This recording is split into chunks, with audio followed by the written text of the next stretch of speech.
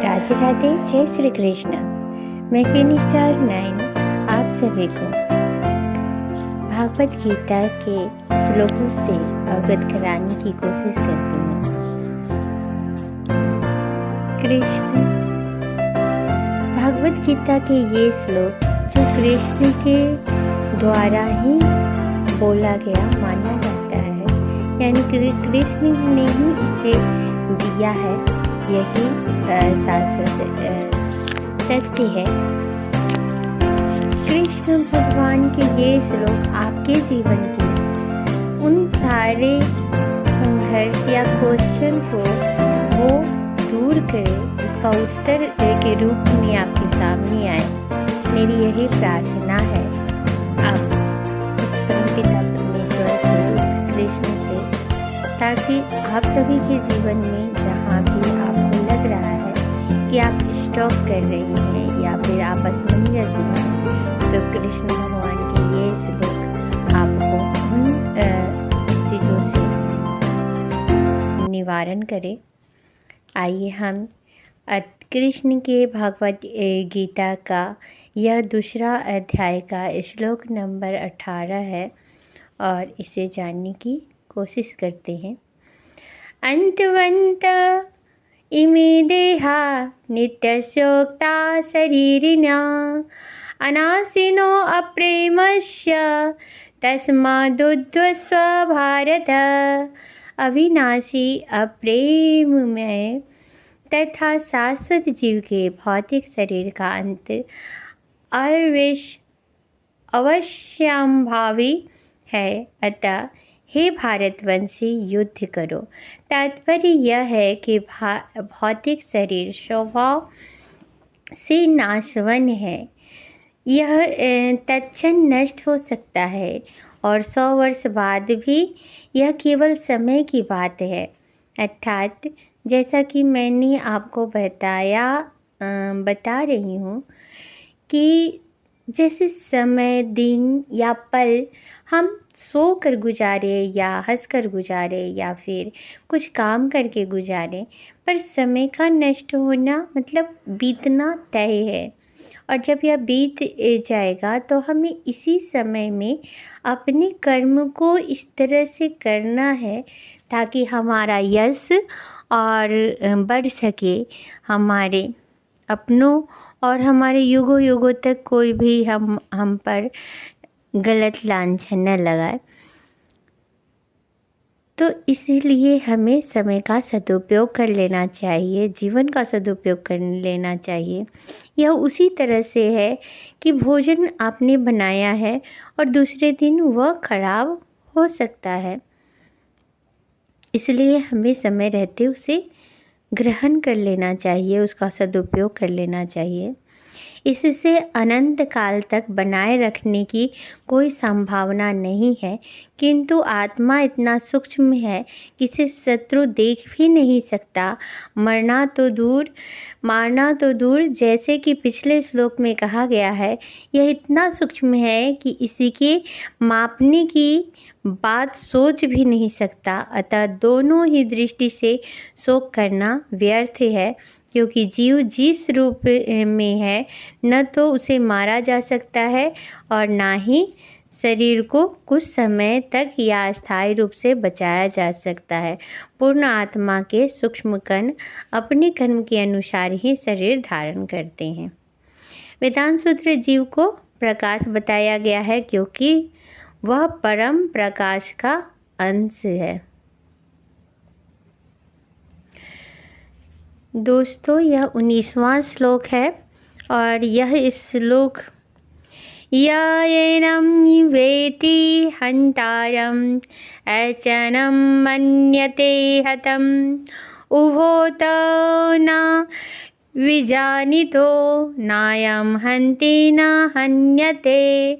जो इस जीवात्मा को मारने वाला समझता है या मरने वाला समझता है तथा जो इसे मरा हुआ समझता है, वे दोनों ही अज्ञानी हैं, क्योंकि आत्मा न तो मरता है और न मारा जाता है।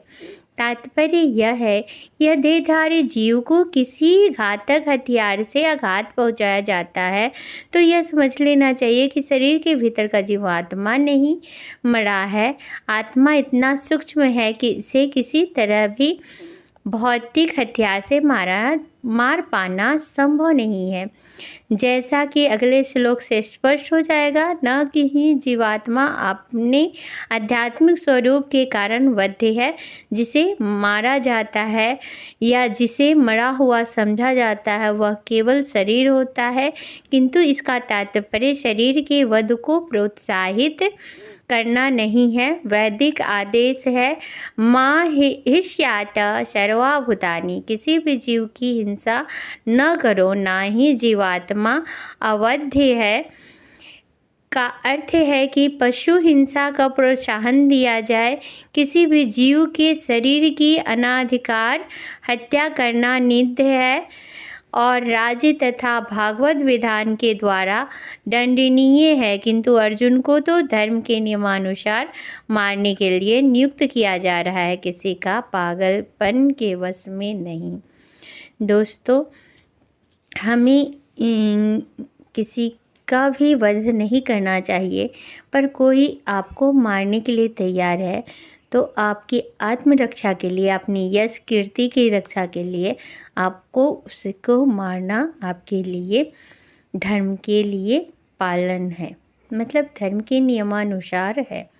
न जायते प्रीयते वा कदाचित् त्रायं भूत्वा भविता वा न भुवा अजो नित्यं शाश्वतो अपुराणो न हन्यते हन्यमाने शरीरे। आत्मा के लिए किसी भी काल में न तो जन्म है न मृत्यु है। वह न तो कभी जन्मा है न जन्म लेता है और न जन्म लेगा। वह अजन्मा नित्य शाश्वत तथा पुरातन है। शरीर के मारे जाने पर वह मरा नहीं जाता। न जायते प्रीयते वा कदाचित् त्रायं भूत्वा भविता वा न भूया अजो नित्यं शाश्वतो अयं पुराणो न हन्यते हन्यमाने शरीरे। अर्थात आत्मा न कभी मर सकता है, न जन्म ले सकता है, न मृत्यु। वह न तो कभी जन्मा है, न जन्म लेता है और न जन्म लेगा। वह अजन्मा नित्य शाश्वत और पुरातन है। शरीर के मारे जाने पर वह मरा नहीं जाता। तात्पर्य है कि गुणात्मक दृष्टि से परमात्मा अनुअंश परम से अभिन्न है। वह शरीर की भौतिक विकार नहीं है। कभी कभी आत्मा को अस्थायी या कुटस्थ कहा जाता है। शरीर में 6 प्रकार के रूपांतरण होते हैं। वह माता के गर्भ से जन्म लेता है, कुछ काल तक रहता है, बढ़ता है, कुछ परिणाम उत्पन्न करता है, धीरे धीरे छिन्न होता है और अंत में समाप्त हो जाता है, किंतु आत्मा में ऐसे परिवर्तन नहीं होते।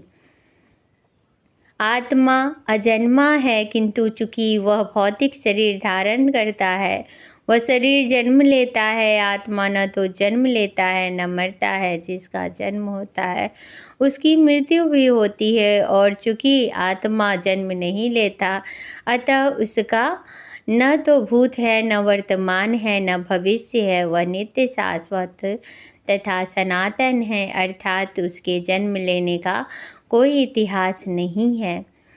इस शरीर के प्रभाव में आकर आत्मा के जन्म मरण आदि का इतिहास खोजते हैं।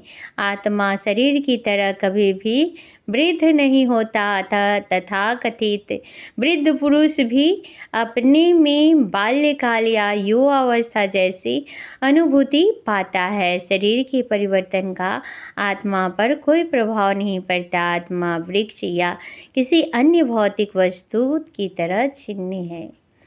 दोस्तों, तो इस मूल आधार को समझिए, इस समय का सदुपयोग कीजिए। समय आपके लिए बना है, आप उसको अपनी यश, कीर्ति, ज्ञान, धन और अपनों का सानिध्य पाने के लिए इस्तेमाल कीजिए। आप सभी का बहुत बहुत धन्यवाद। Thank you so much. जय श्री कृष्णा। राधे राधे।